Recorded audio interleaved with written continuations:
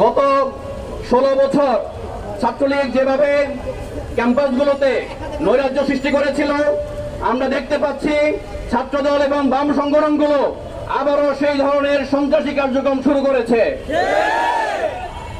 2000 শহীদের বিনিময়ে আমরা যে জুলাই অভ্যুত্থানের মধ্য দিয়ে বাংলাদেশ পেয়েছিলাম, আমরা চেয়েছিলাম এই বাংলাদেশকে আমরা নতুনভাবে সাজাবো, কিন্তু আমাদের সেই পরিকল্পনাকে ছাত্রদল দুলিশাত করে দিয়েছে।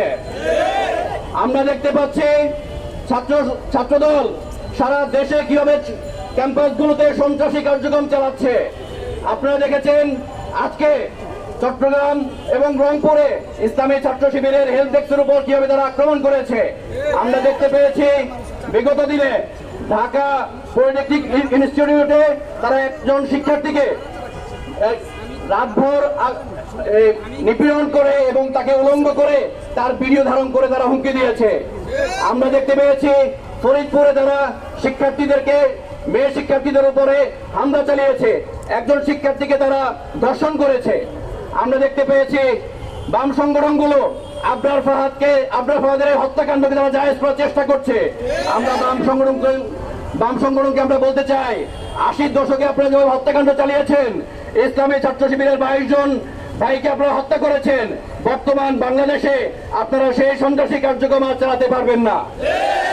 ছাত্র শিবির সাধারণ ছাত্রদেরকে নিয়ে আপনাদের এই সন্ত্রাসী কার্যক্রমকে আর বরদাস্ত করবে না।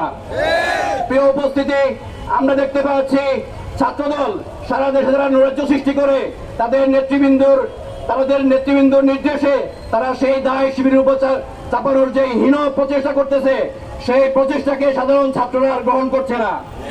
আমরা ছাত্রদলকে উদ্যত আহ্বান জানাবো, আপনারা আপনাদের নেতাকর্মীদের লাগাম টেনে ধরুন।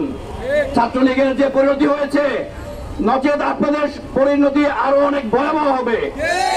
আমরা প্রশাসনকে বলতে চাই, আপনারা ছাত্রদল সহ বাম সংগঠনগুলো যেই সন্ত্রাসী কার্যক্রম চালাচ্ছে, আপনারা তাদেরকে গ্রেফতার করুন, আইনের আওতায় আনুন। সেই উদাত্ত আহ্বান রেখে আমার কথা শেষ করছি। আসসালামু আলাইকুম রহমতুল্লাহ।